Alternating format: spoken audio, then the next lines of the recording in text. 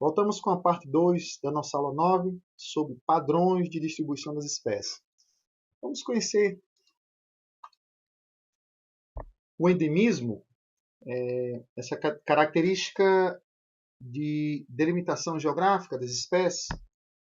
Quando nós falamos em endemismo, nós falamos de plantas e animais e táxons que estão delimitados a determinadas áreas de distribuição, a partir do ponto em que elas foram originadas. Nesse caso, quando há uma restrição espacial dessa espécie em áreas de distribuição bastante restrita, nós temos que essa espécie ela vai ser considerada endêmica àquela região. O endemismo ele vai decorrer justamente da incapacidade dessas espécies de plantas e animais em transpor as barreiras físicas que estão em volta ou circunscrita ao seu habitat. Então, temos desde registros fósseis de espécies paleoendêmicas até espécies insulares, ou seja, aquelas espécies que vivem mais confinadas em ilhas. O endemismo ela pode também se apresentar em algumas espécies que não tiveram tempo ainda de se dispersarem a partir dos seus centros de origem. Aí nós temos as espécies neoendêmicas. Então, essas barreiras podem ser desde uma montanha ao clima da região, certo? A salinidade, como também as limitações da sua cadeia alimentar, do seu nicho ecológico. Então, temos um endemismo característico, basicamente, em todos os continentes. Existem áreas de confinamento onde a escala, como também a extensão dessas espécies, elas são bastante reduzidas, as áreas de ocorrência. Vamos conhecer o exemplo do ecossistema de luz para trazermos aqui algumas especificações do que vem a ser o endemismo. Então, é uma região bastante paradisíaca, formada por uma planície de mais de 2,6 milhões de hectares de florestas tropicais. Então, esse é o ecossistema de luz. Nós encontramos nesse ecossistema aí diferentes tipos de habitats de biodiversidade, desde florestas tropicais, pântanos, cordilheiras, vegetação de montanha. Então, ela localiza-se aqui nas províncias de Aceh, na Sumatra setentrional. Observe que é uma ilha próxima à Malásia, ao mar de Andamão. E aqui nós temos aqui uma biodiversidade insular, certo? É um pouco maior que o Parque Nacional do Yellowstone, dos Estados Unidos. A localização, temos aqui precisa da Ilha de Luz. Ela é uma província pertencente aqui à Indonésia. É um território descontínuo, mas pertence aqui à Indonésia. Então, dentro desse ecossistema, nós temos uma diversidade bastante significativa de espécies de plantas e animais, e é conhecido como uma área nacional estratégica de proteção ambiental. E abriga diferentes espécies raras e endêmicas de plantas e animais. Nós vamos ver aqui. Então, temos aqui a importância desse ecossistema como sendo uma das principais funções em absorver água do fluxo pluvial. Temos aqui essas montanhas, nesse marcador verde aqui, que vocês podem ver que faz parte de um sistema complexo de captação de água. Vamos ver, por exemplo, as espécies endêmicas. Observe aqui algumas espécies da flora de luz. Isso aqui é a chamada espécie endêmica de flor, que é uma parte de uma rede complexa de interações entre espécies de animais e espécies de plantas. Então temos aqui a chamada flor cadáver, ela é a maior do mundo. Ela tem esse nome devido ao cheiro nauseante que ela exala, e parece carne putrefação.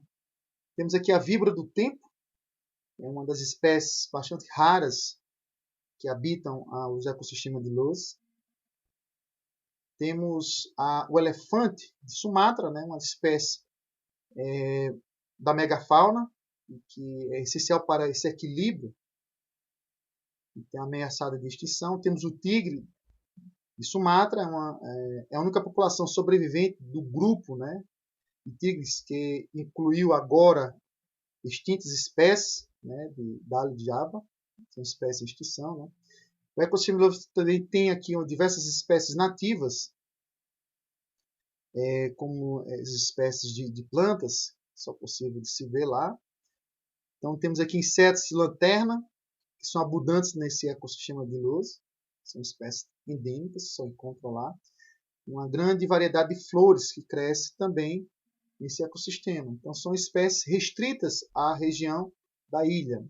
Temos aqui algumas espécies de répteis, lagartos monitores chamados, né, que faz parte das espécies endêmicas. Por fim, nós temos uma variedade de espécies que compõem as regiões de pântano, as regiões de vegetação de montanha, cordilheiras, e são espécies que você não vai encontrar, em perspectiva de uma escala de distribuição, em outras ilhas próximas à Indonésia. Então, quando nós temos espécies endêmicas, e quando falamos de restrição de habitats e a capacidade de transposição, de superação dessas barreiras, nós temos que considerar 3 fatores. A primeira é que a maior parte dos habitats, certo? E microhabitats, eles vão possuir o que nós chamamos de recursos limitados. Então, para que uma espécie ela consiga adaptar a sua fisiologia a determinados espaços distantes, né, do seu centro de dispersão, nós temos que ter em consideração que os recursos que fizeram, né, porque essa espécie se desenvolvesse naquela localidade, ela seja possível de ser encontrada a longo prazo, né, de ser consumida e encontrada a longo prazo nessa área para a qual ela migrou. Outra perspectiva para que essa espécie supere essas barreiras físicas naturais é que é necessidade de mecanismos, né, que venham habilitar esses animais a encontrar novos recursos. Você tem animais que são forçados a migrarem de suas áreas de origem, mas que os seus mecanismos fisiológicos, certo, os condicionam a procurar novas áreas para se desenvolverem, né, para povoarem, e os seus processos físico-químicos, né, que regulam os órgãos, os sistemas de tecidos e células, conseguem adaptar a determinados estresses ambientais, seja uma queda brusca de temperatura, um aumento brusco dessa temperatura, uma escassez de alimentos a longo prazo, ou uma área em que você tenha poucos recursos. Então, essa fisiologia ela vai ter que ser altamente adaptativa para conseguir superar essas barreiras. Então, temos que, para a expansão das áreas geográficas, para cruzar barreiras, essas espécies precisam tirar proveito máximo, certo, de mudanças temporárias do clima e distribuição dos habitats.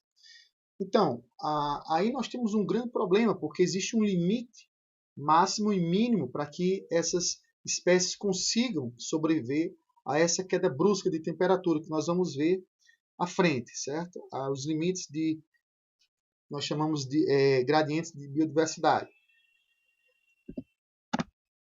Tendências dessa distribuição. Então, como nós observamos, a diversidade das espécies elas tendem a aumentar em direção ao Equador. Então, quando falamos de gradiente de diversidade, nós falamos das regiões em que existe a maior incidência de raio solar.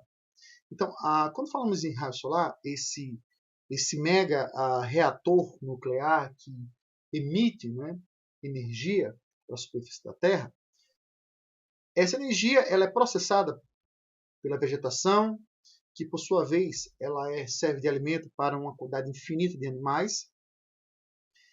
Então, geralmente os raios ficam perpendiculares e atingem diretamente as regiões próximas à linha do Equador, as regiões equatoriais. Então, são sistemas, né, ou ecossistemas em latitudes baixas, e que por isso, por ter maior quantidade de energia, né, não falamos em raio solar, nós falamos de energia, essas regiões tendem a apresentar o quê? Maior biodiversidade.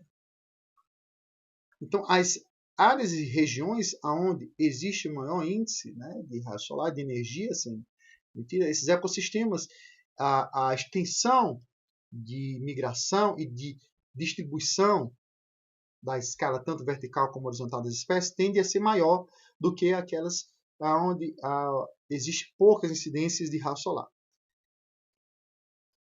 As tendências também de distribuição, temos que considerar que em ilhas, certo? Topos de montanhas e entre outros sistemas isolados, ou seja, áreas naturais ou geograficamente isoladas, onde não há uma conexão de ecossistemas em escala, né, continental, a diversidade de espécies tende a aumentar com a área e a crescer com o isolamento. Então, nós temos uma concentração bastante, como no caso do ecossistema lá de Luz, lá na Indonésia, nós temos na ilha de Sumatra, nós temos que as espécies nessa ilha elas estão concentradas, certo? E a diversidade de espécies ela vai aumentar nessa área e decrescer com o isolamento, certo? Então, são sistemas isolados, onde, para além dessas áreas, desses limites, e transposição, por exemplo, pode ser um oceano. Né? Você tem uma espécie que está numa ilha oceânica e que, para ela transpor essa barreira, barreiras continentais, né, que se distribui para um outro continente, então, é bastante complicado esse sistema de dispersão quando se trata, né, de espécies que são terrestres, não conseguem voar. A exemplo das aves marinhas, que ela tem uma rota migratória maior do que qualquer outro animal, né, terrestre, como, por exemplo, um elefante ou um leopardo. Então, são barreiras bastante difíceis de serem superadas. Então, o endemismo ele vai ser praticamente contínuo nessas regiões. Então, isso nós observamos, né, que é o mais lógico, em que o endemismo ele tende a ser maior e mais alto, né, em regiões que apresentam maior isolamento geográfico. Então, e no caso das extinções, são mais comuns em espécies com amplitudes menores. Espécies com amplitudes menores. Quando falamos em amplitudes, pessoal, nós falamos a diferença máxima e mínima da capacidade desse organismo se adaptar a quedas bruscas de temperatura. Então, as extinções elas tendem a ser mais frequentes nessas áreas onde é uma amplitude que varia muito, né, amplitude térmica. Então, são casos, né, da paleofauna, daquelas espécies que foram extintas há milhões de anos, que nós temos registros apenas fósseis para analisar essa perspectiva adaptativa e os processos de extinção. Né? Então, a superação de barreiras. Então, existem 3 perspectivas, ou 3 modos, para que uma espécie consiga se espalhar de uma área para outra. Então, vamos lá. Segundo a perspectiva de dispersão e migração, em escala vertical e horizontal, nós temos algumas perspectivas de conexões de ecossistemas, né? O ecossistema, mesmo ecossistemas isolados, que podem ser estimulados a desenvolver, né, uma conexão maior como é o caso do corredor, os corredores ecológicos. Quando falamos em corredores ecológicos, nós falamos basicamente em áreas de planejamento urbano que apresenta assim, ambientes similar às duas origens. Você tem uma cidade que cresceu, que desmatou, que desenvolveu estradas, ruas, sistemas de captação de água e que vai modificando a paisagem, os ecossistemas locais. Então, é uma tendência que os ecossistemas eles fiquem fragmentados em áreas urbanas. Então, o que é que vai acontecer? Quando você estimula o desenvolvimento de um corredor ecológico, o que é que a gente viu na aula passada? Você vai conectar uma área isolada a outra área isolada. Certo? Então, essas duas áreas que estão isoladas, elas foram conectadas. Aí, voltando e revisando, nós vamos ter uma maior dispersão de sementes, certo? Porque haverá uma queda de frutas e flores no chão, e isso vai ser disperso pela água da chuva, por animais. E isso vai, obviamente, facilitar a migração de determinadas espécies, né, de uma área para outra. Deslocamento de animais vai ser uma das condições também para a dispersão de sementes. Temos o fluxo energético nos parques verdes, nas áreas verdes da cidade. Observa-se o fluxo de energia, como, por exemplo, a formação de microclimas, uma maior evapotranspiração, uma maior circulação de ventos. Então, o fluxo energético tende a aumentar com o corredor. Então, a saúde também das plantas melhoram pela essa conexão com outros ecossistemas fragmentados.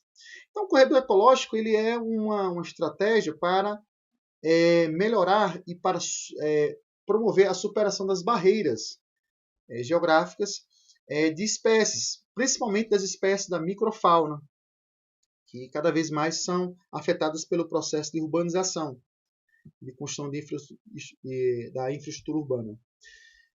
Filtro, outro método ou outra análise de superação das barreiras, temos que as condições não tão favoráveis possibilitam a passagem de uma única espécie. Vamos colocar aqui, por exemplo, a construção de uma cidade. Então, nós temos, do ponto de vista da fisiologia dessa espécie, nós temos alguns filtros, ou seja, aquele que vai selecionar algumas espécies a viver em determinados ambientes ou não. Então, temos aqui o filtro ecológico. Seja uma barreira natural ou seja uma barreira artificial promovida, né, para delimitar ou dificultar a dispersão dessa espécie, nós temos que o filtro natural dos animais vão cada vez restringir essa espécie em determinados ambientes fragmentados. Então, observem aqui, temos as espécies regionais, a espécie de A, B e C até I. Então, temos o filtro biogeográfico, certo? Observe esse filtro biogeográfico, que pode ser tanto uma montanha, uma ilha, uma caverna. Quando esse filtro, uma espécie consegue ultrapassar essa limitação, essa barreira, ela vai também ter que superar o filtro fisiológico, né? A capacidade adaptativa desses organismos em, por exemplo, reproduzir em ambientes onde o clima, né, ou a aclimatação, a diferença, né, temperatura, ela ocorre com mais facilidade. Existe o fio fisiológico, existe o fio biológico. Então, a capacidade reprodutiva desses animais, por exemplo, em ecossistemas degradados, ecossistemas que passou por um processo intenso de intervenção. Então, por exemplo, temos as aves, os pardais, que são hoje consideradas aves urbanas, que, pelo seu poder de adaptação a áreas, né, densamente urbanizadas, elas conseguem se reproduzirem com mais facilidade. Então, um aspecto do ponto de vista biogeográfico, filtro fisiográfico e o filtro biológico, nós temos que as espécies de pardais elas conseguem, né, a serem mais adaptadas às condições de mudança do seu habitat original e são as espécies extremamente adaptadas a esse ecossistema artificial, que são as cidades. As rotas de dispersão e as áreas de colonização, elas vão depender desse filtro, da superação desses filtros, certo? E a rota de sweet spake, que são dispersões ao acaso, aonde essa dispersão, né, ocasional de uma localidade a outra é feita através de uma barreira maior. Então, por exemplo, isso aqui é muito raro.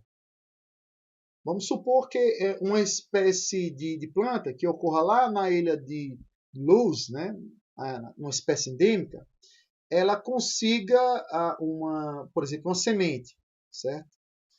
Ela consiga atravessar um continente, chegar no outro continente, né, através, por exemplo, ela tem um coqueiro que vai viajar quilômetros e quilômetros, certo? Uma palha de um coco, onde essa semente vai cair nessa palha e vai viajar quilômetros e quilômetros até chegar a um outro continente. E lá um pássaro come essa semente e em algum momento ela defeca em alguma região e vai fertilizar essa planta que é endêmica a uma ilha que está a milhões de quilômetros, né, milhares de quilômetros, e vai, de certa forma, apresentar, né, uma capacidade adaptativa e de dispersão através dessas situações bastante excepcionais. Né?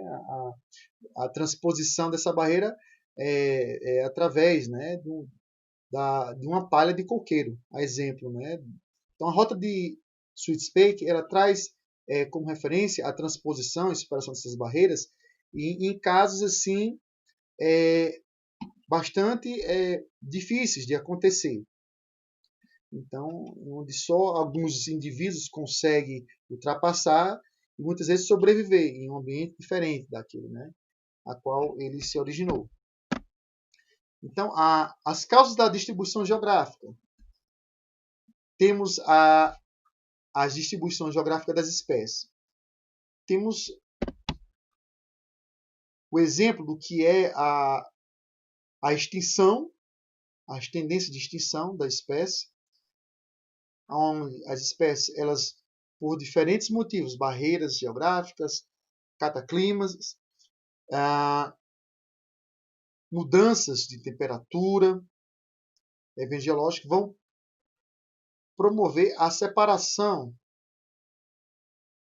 da comunidade e essa comunidade, uma vez isolada, ela vai diminuir a sua capacidade reprodutiva e de relacionamento e vai naturalmente se extinguir, ela vai desaparecer, seja por situações, né, excepcionais, como, por exemplo, a mudança, né, de temperatura do planeta Terra, como nós observamos em registros fósseis, algumas plantas, como também pela ação antrópica.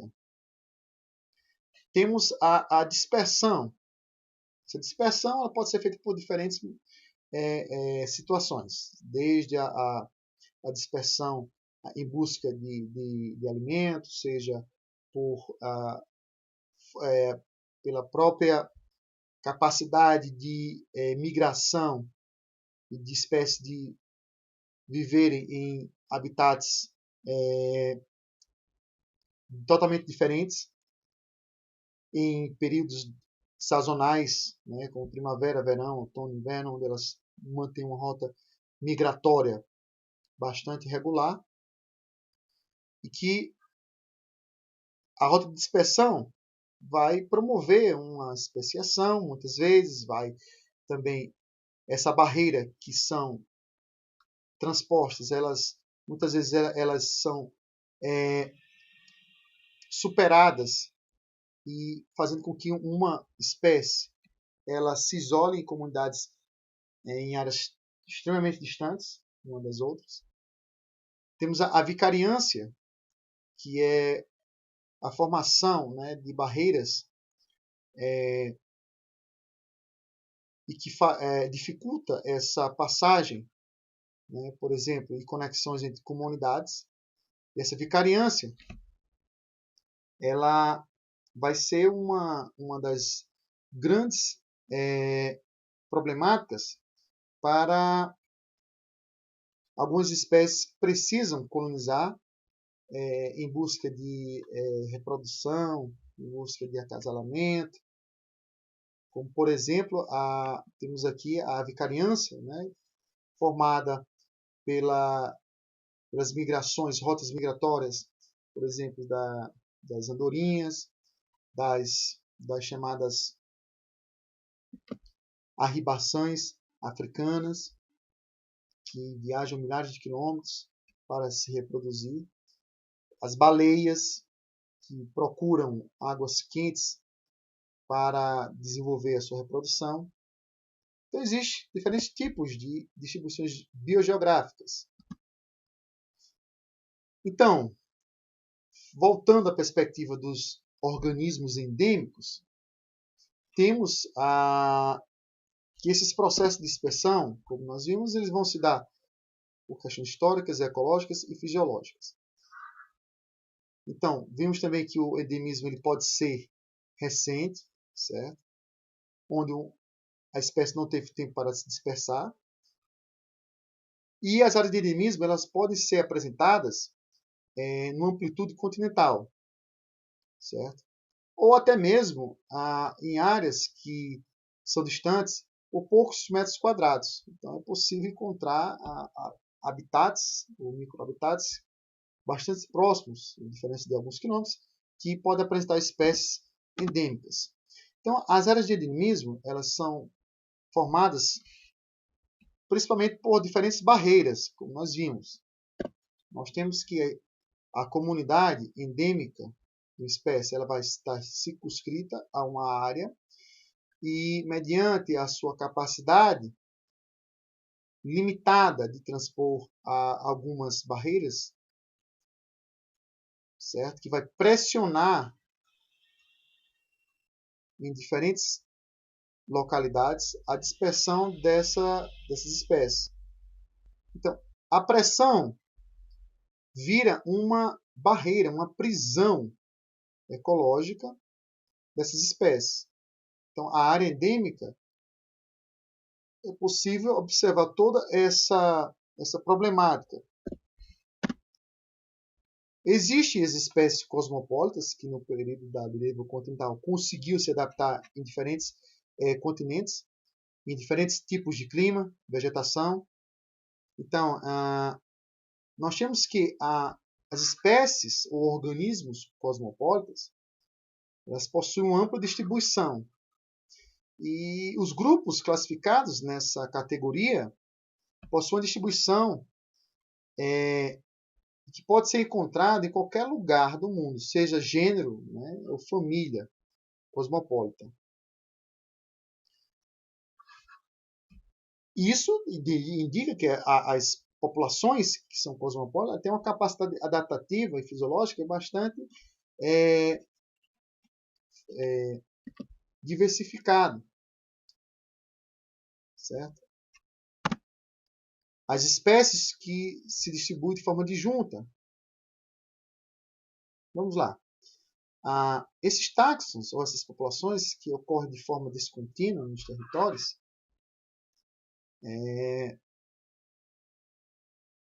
separadas por áreas onde não existe, na verdade, uma continuidade dessas espécies, como por exemplo aqui, essa figura, você vê uma comunidade isolada da outra.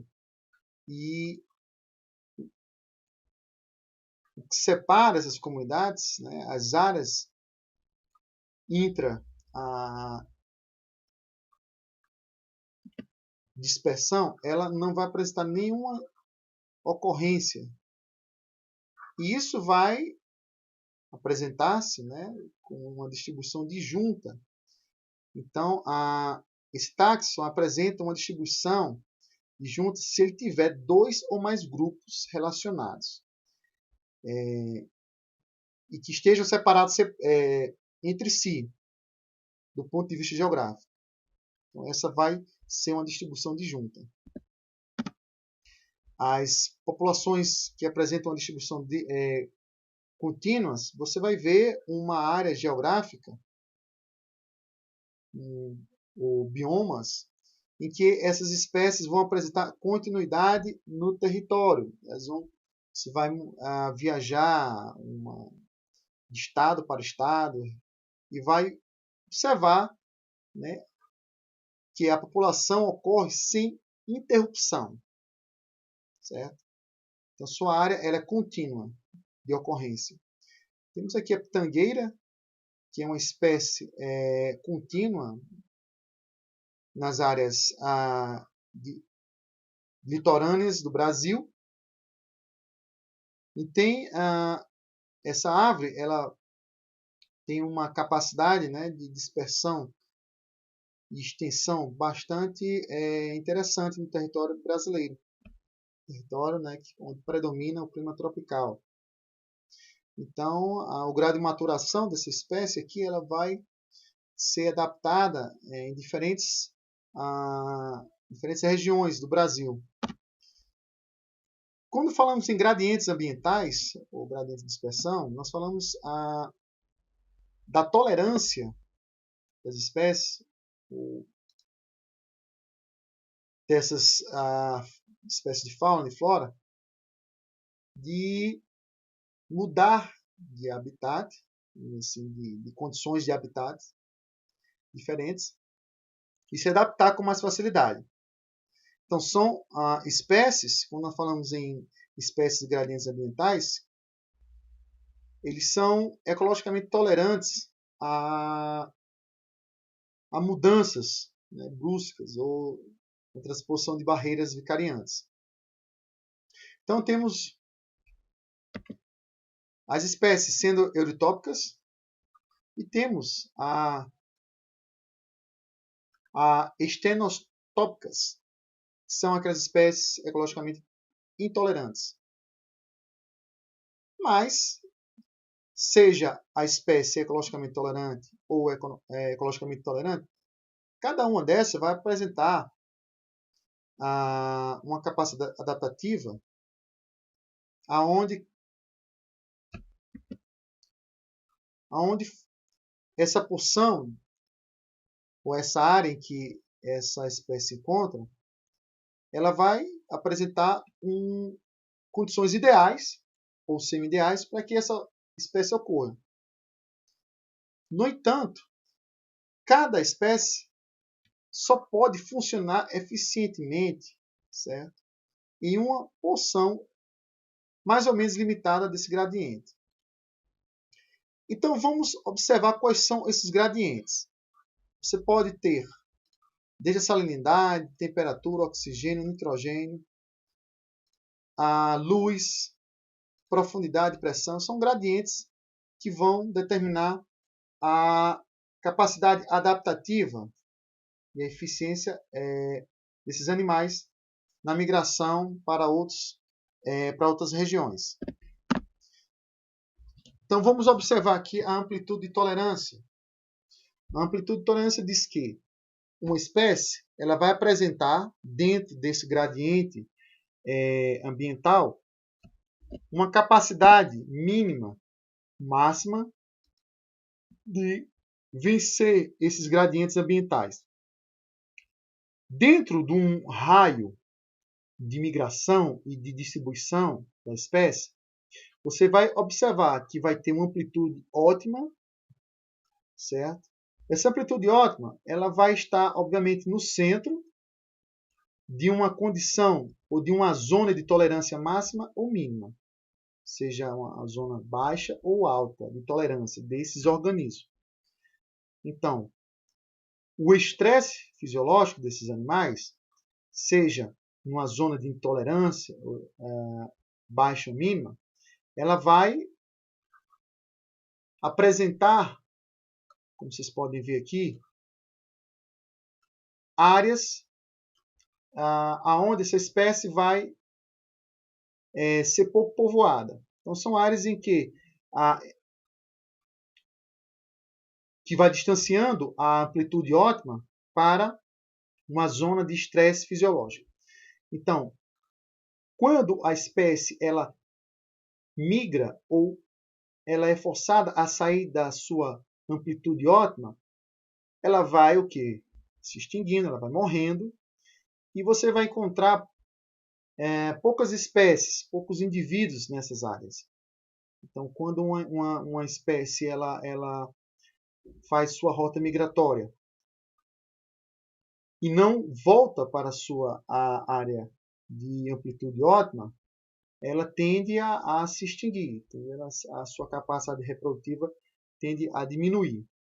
Então, são áreas onde você vai ter uma dispersão maior, uma concentração mínima de indivíduos. E para entender, né, por exemplo, o caso aqui da amplitude letal do caranguejo, nós temos que a concentração de sal, por exemplo, num caranguejo que vive, né, em águas oceânicas, nós temos que a concentração de sal, a porcentagem de concentração de sal, ela tem que atingir uma concentração máxima de 4,5 de concentração de sal no corpo. Então, passando isso aqui, a concentração de sal do corpo, no corpo do caranguejo, na carcaça do caranguejo, já se torna letal para a sua sobrevivência. Então, essa aqui é uma amplitude alta, né, para que ela sobreviva a condições de salinidade excessiva. Seja o camarão com sal, seja as baleias com a temperatura da água, certo? Nós temos o que nós chamamos de gradientes ambientais. Com isso, nós temos um estudo, um campo de pesquisa bastante interessante da dispersão em escala de distribuição da microfauna na terra ou na água, ou até em áreas de montanha, em que as espécies elas vão cada vez mais sobrevivendo a essas degradações ambientais, a queima de seus habitats, a destruição completa de ecossistemas por atividades mineradoras. E isso, né, é mais do que as espécies podem suportar. Certo? Existem as barreiras naturais e as ações antrópicas, que são as mais letais para a sobrevivência e a capacidade adaptativa dessas espécies. Terminamos a nossa aula. Espero vocês na próxima. Bons estudos e até mais.